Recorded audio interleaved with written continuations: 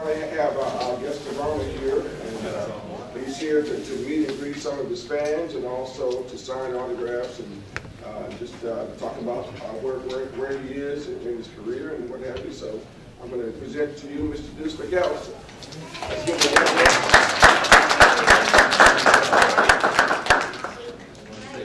Thank y'all for coming out, not only for myself, but Mr. Horhn and support him and what he has going, and I definitely want to give him all the support as much as possible, and any information that I can give you about myself or whatever, I'm more than happy to do so.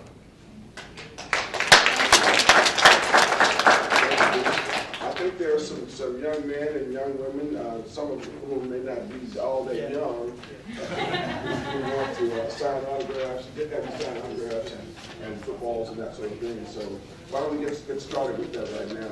If we can form a line, we'll be right over here.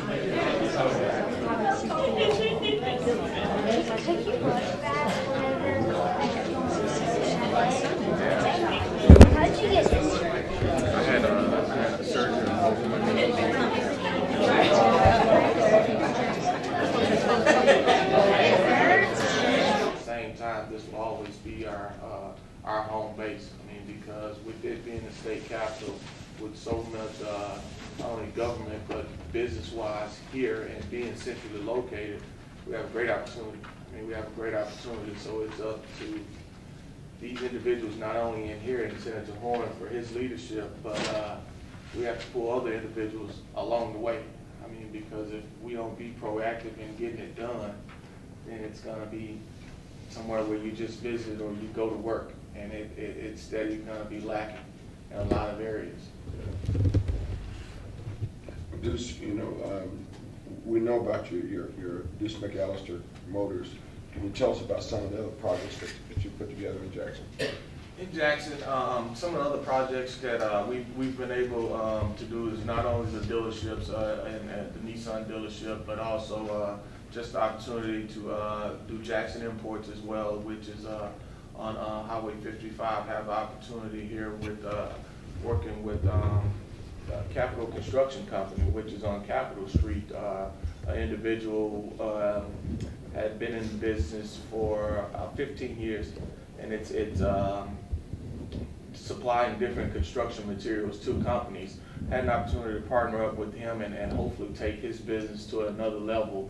And he's in Jackson. He's one that has done business well, but it's just an opportunity where he hasn't haven't really got over the hump, you know. And he's done business well. He's been in the business for a long time, but you know, whether it was financing issues, whether it was supplying issues, whatever it may have been, he never was able to get over the hump. Studied the model, looked at the opportunity for myself as well as for him. And we were able to come to agreements with that company, and that's one of the companies that is up and running here in the city. Also in the process of bringing a ready-mix plant to the city of to Jackson. We're in the final stages of doing. We have a company in New Orleans right now in the final stages of bringing it to either Biloxi or Gulfport, Mississippi.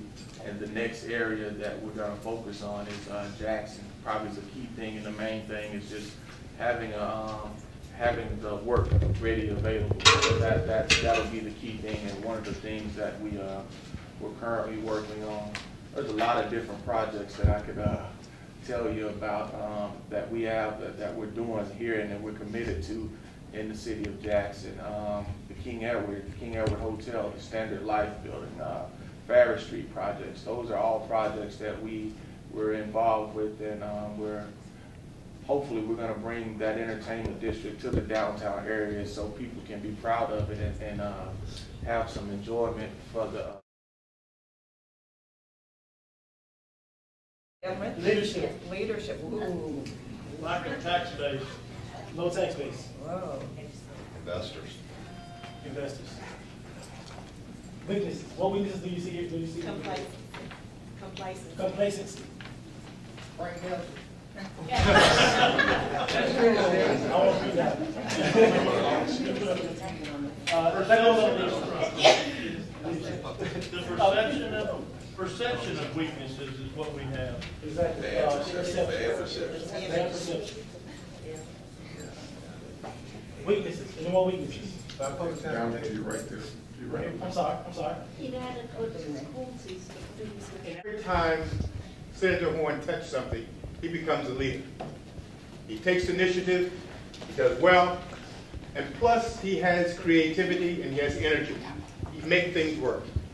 When he first became a senator, he was perceived as one of the most outstanding senators once he arrived there. He was given the distinction of being named one of the top young senators in 1994. And he was also considered one of the top young leaders here in the state of Mississippi by the Mississippi Business Journal. Senator Horhn also is considered a leader at his alma mater, where he is on the board of trustees. That's at Central College. And he's also been a leader in almost every forum. He's had a variety of positions. Out of college, he was a job developer for the youth. He's worked very closely with youth. And he's progressed in his endeavors professionally. He's also ran the Cultural Arts Coalition.